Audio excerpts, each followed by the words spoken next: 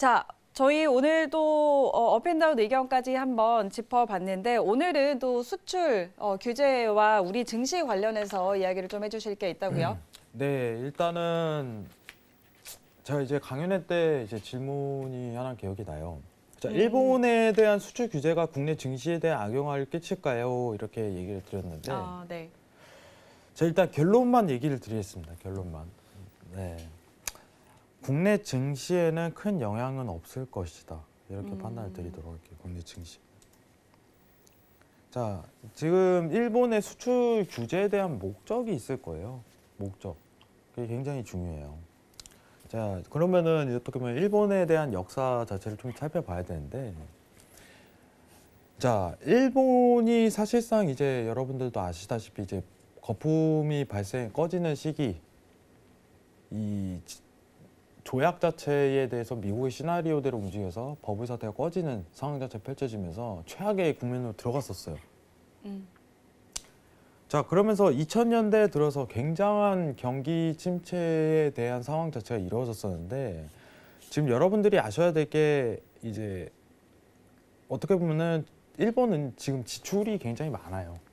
네. 이게 어떻게 보면은 세수와 세출로 좀 나눌 수 있는데 세출 자체가 굉장히 2000년대 이후로 굉장히 많은 상황입니다. 자, 그리고 여러분들도 아시다시피 일본의 국채가 세계 1위예요. 부채가 따지면은. 자, 지금 퍼센테이지로 따지자면은 현 일본 시장이 1인당 GDP로 퍼센트 부채량을 따진다면은 250%에 육박하는 입장이고 2위가 이탈리아예요. 이탈리아인데 이탈리아가 131%입니다. 네. 거의 1위와 2위에 대한 격차 자체가 두 배 차이가 가까이 나네요. 네. 네, 상황 자체가 이어지는 국면이에요. 그리고 이제 일본이 사실상 이제 저희 나라죠. 대한민국, 우리나라, 네, 우리나라입니다. 우리나라에게 반도체 시장을 뺏긴 지 오래예요. 우리나라에게. 네, 네. 자, 그러면은 이제 아베 정권에 대한 목적 자체가 굉장히 수출 규제랑 이어질 가능성이 굉장히 높아요. 일단은 이제 배경 자체를 설명드렸어요. 배경 자체를. 자, 1번은 일본에 대한 어떻게 보면 이제 부채가 굉장히 많은 상황, 그리고 이제 국제적인 상황 이제 연출상 반도체 시장을 뺏긴 지 오래다. 자, 일본의 이제 여러분들한테 정치적인 부분을 좀 설명을 드릴까 하는데, 이제 아베 정권의 슬로건 자체가 원래 그거였어요. 잃어버린 20년을 되찾자. 네, 네. 네. 그게 바로 이제 아베노믹스라고 들어보셨을 거예요. 아베노믹스. 잃어버린 20년을 되찾기 위해서 수출을 하자. 이 부분입니다. 근데 그걸 기반으로 여러분들 아베가 이제 정치적으로 이제 내각을 성립하고 계속적으로 이끌어올 수 있었던 이유예요. 그때 일본에 대한 국민의 상황 자체는요, 역사상 유례없는 이제 사건 자체로 펼쳐졌기 때문에 버블이 꺼지는 그걸 겪었기 때문에 아베에 대한 내각 성립에 대한 어떻게 보면 정치적인 목적 자체가 굉장히 잘 이루어지는 시기였어요. 그래서 아베노믹스라는 여건 자체를 성립을 하고 내각을 했는데 이게 이제부터 최근에 어떻게 보면은 부러지기 시작을 해요. 상황 자체가.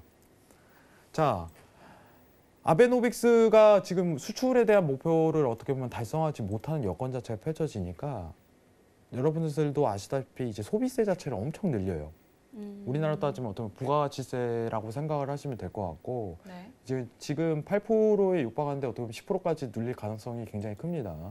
이 상황 자체에서 이제 수출 규제라는 거는 어떻게 보면은 이제 개헌으로 전쟁이 가능한 국수주의 전체주의를 이루고, 그리고 한국에 대한 수출 규제를 함으로써 정치적인 이용 수단도 이용하는 겸 이제 자기네들이 어떻게 보면은 대외적으로 펼치겠다.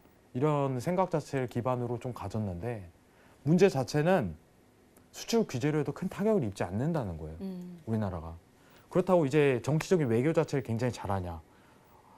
자, 개헌을 시도하려고 지속적으로 이제 아베 정권이 하는데 G20이라는 최근 시나리오가 열렸음에도 불구하고 일본도 모르게 이제 어떻게 보면 트럼프 대통령이 갑작스럽게 북한과 만남을 개선했던 네, 네. 점, 그런 점에서 이제 국제적인 외교 자체도 최악으로 흘러가고 있어요, 일본은. 자, 그러면은 간단하게만 좀 언급을 드릴게요. 네. 자, 이번에 있었던 수출 규제에 대한 내용 자체가 대부분 우리나라에서는 이제 앞으로도 대체가 가능할 거예요. 일본이 아니더라도, 야, 너네가 아니더라도 우리는 대체가 가능하다는 상황 자체가 다 연출됐어요. 다만 이제 어떻게 보면 삼성 쪽에서 나섰던 행태 자체는 일본을 직접 방문하고 네. 어떻게 보면 이제 대기업 총수들 자체가 일본을 가갖고 해냈던 행동 자체는요, 어떻게 보면 너무 당연한 거예요. 상황 자체가.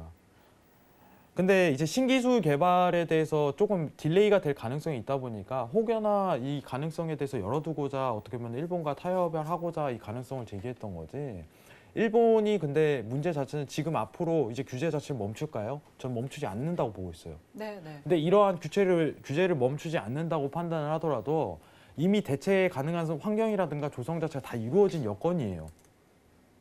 그러면은 이 수출 규제는요, 어떻게 보면은 이제 국제 관심사가 되었지만은 한국 증시에는 큰 영향을 끼치지 않을 거라고 저는 판단을 합니다.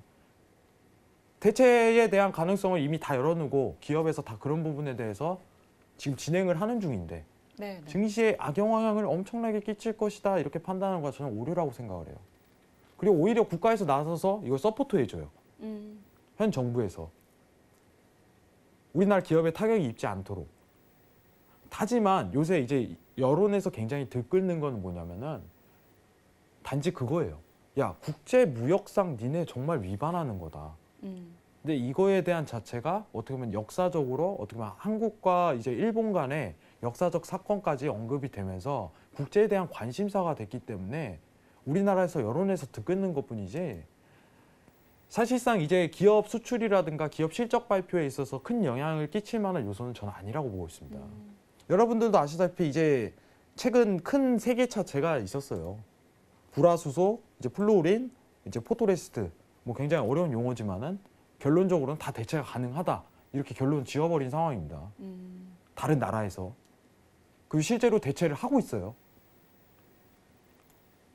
그러면은 여러분들이 어떻게 보면 한국 증시에 대한 영향이 엄청난 악영향을 끼칠까요? 이것보다는 어떻게 보면 이거는 그냥 국제적인 관심사로 여태까지 어떻게 보면 한국과 일본에 있었던 이제 정치적 외교, 과거 어떻게 보면 문제 이런 부분으로 이슈가 엄청나게 될 가능성이 크고 엄연하게 따지면은 일본에 대한 수출 규제는요 불공정 무역이에요. 얘는 그렇죠. 정말 실수하는 겁니다. 그렇죠. 저는 제가 내린 결정은 뭐냐면은 잘하면 이제 어떤 가능성이에요. 일본은 정말 미국보다 더 빨리 망할 가능성이 굉장히 큽니다. 이게 어떻게 보면은 이게 예언이 될런지 저는 모르겠지만 네. 지금 정치적인 행태 자체가 정말 좋지 않아요. 형태 자체가. 일본의 GDP도 그러고 지금 소비세 증가하는 어떻게 증가세를 늘리는 형국 자체도 수출에 대한 부분에 굉장히 큰 타격을 입는 부분이 있고 지금 트럼프가 사실상 이제 일본에 대해서 관세를 중단할 의사가 없어요. 자동차 관세를 25% 부과한다고 얘기를 했는데 네. 이거를 화해에 대한 제스처를 할 가능성은 굉장히 적다고 보고 있습니다. 어떻게 보면은 이거 수출 규제를 함으로써 우리나라에 굉장히 악영향을 끼칠까요? 이것보다 저는 오히려 일본이 악영향을 끼칠 것이다 이렇게 판단을 해요. 왜냐하면은 우리나라의 단 수출 규제를 시도를 했지만은 국제 무역상 불리한 위치에 굉장히 놓일 가능성이 높습니다. 네, 네. 앞으로 그 가능성이 오히려 더 커요. 우리는 대체 가능한데? 야, 너네 앞으로 이거 어겼는데 가만히 있을까요? 그리고 더 재밌는 얘기는 트럼프는 앞으로 아베 정권이랑 손을 안 잡을 가능성이 굉장히 높아요. 정치적인 분위기상. 왜냐하면 사실 이제 여러분들도 아시다시피 아베 정권 자체가 이제 트럼프 대선할 때 이제 어떻게 보면 힐러리 쪽에 줄을 많이 굉장히 섰었어요. 어떻게 보면 이제 정치도 줄인데 이제 줄을 좀 잘못 쓴 거죠. 네. 그래서 이제 트럼프가 굉장히 이제 우호적인 관계를 맺지 않으려고 하는 제스처 자체가 굉장히 눈에 띄게 보였었고 네, 네. 일본의 정치적 상황, 이제 국제적인 상황 자체가 굉장히 불리한 위치에 놓였어요. 이번 수출 규제로 인해서. 그래서 제가 보는 건 어떻게 보면 굉장히 거시적인 환경 자체의 미래를 좀 더 내다보는 건데 이번 수출 규제로 인해서 국제적인 위치상 무역 불공정 무역으로 저는 이제 규제에 대한 일본 수출에 대한 부분이 더 타격이 입을 걸로 좀 더 판단을 해요. 그리고 언급 드리는 부분은 뭐냐면은 이번 우리나라 증시에는요 어떻게 보면 지금 하락에 대한 부분은 수출 규제 때문이지 여러분 수출 규제 터진 지 오래됐어요. 어떻게 보면 한 1, 2주 가까이 됐음에도 불구하고 증시에 대한 큰 랠리를 보일 포인트예요 지금은. 그러면은 만약에 규제 자체가 엄청나게 큰 타격을 입었다면은 폭락을 했을 거예요. 말도 안 되게. 그거에 대한 제스처는 지금 보이지 않습니다. 네, 네. 그럼 앞으로 상황 자체가 대체 가능하다고 언급을 다 한 여건이고 이거는 우리나라 기업 그리고 국가가 언제든지 방어할 수 있는 상황 자체가 연출이 될 거예요. 증시에는 큰 영향을 끼치지 않을 것이다. 다만 우리가 보는 거는 이제 외인에 대한 자본 흐름, 증시에 대한 어떻게 보면 스프레드 이 부분만 판단을 드리라고 제가 언급을 드린 거예요. 그래서 이제 수출 규제에 대한 부분을 걱정하시는 분 굉장히 많지만은 이 부분은 큰 타격을 안 입을 거라고 생각해요. 이제 어떻게 보면 추후에 이제 미증시에 대한 폭락에 대한 어떤 명분이 생긴다면 그때 한국 증시에 엄청난 타격을 입을 거라고 생각하지만은 일본에 대한 수출 규제에 대한 부분으로 영향을 끼칠 가능성은 극히 적다. 이렇게 언급을 드리도록 하겠습니다. 이미 한국은 대체 수단을 다 찾았습니다. 대단한 나라입니다, 우리나라. 네, 저는 정말 우리나라 네, 대단한 나라라고 생각을 합니다. 일단은 오늘 간단하게 좀 설명을 드린 부분이 있었는데 지금 전반적인 상황상 그리고 일본의 정치적인 상황상 정말 좋지 않은 국면으로 흘러갈 나라는 전 세계적으로 가장 큰 나라가 지금 현 상황에서 일본이에요. 일본이 아무리 이제 어떻게 보면은 이제 내수 시장이 굉장히 발달된 나라로 알고 있을 거예요. 네, 네. 이제 국채에 대한 부분도 이제 자국민이 소비를 굉장히 하는 나라인데 그게 오히려 걸림돌이 될 가능성이 굉장히 높습니다. 왜냐하면 수출이 되지 않는 여건 내에서 소비세를 증가시키는 이 상황 자체의 연출을 지속적으로 하다 보면은 내수 시장에도 큰 타격을 입을 거고 네. 그럼 자금의 흐름 자체가 유동적으로 흘러가지 못할 가능성이 커요.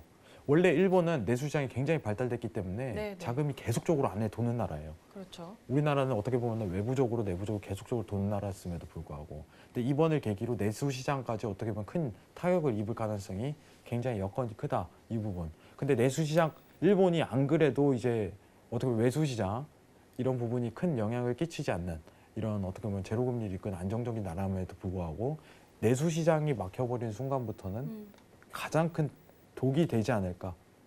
네, 이 부분을 좀 설명드리도록 하겠습니다.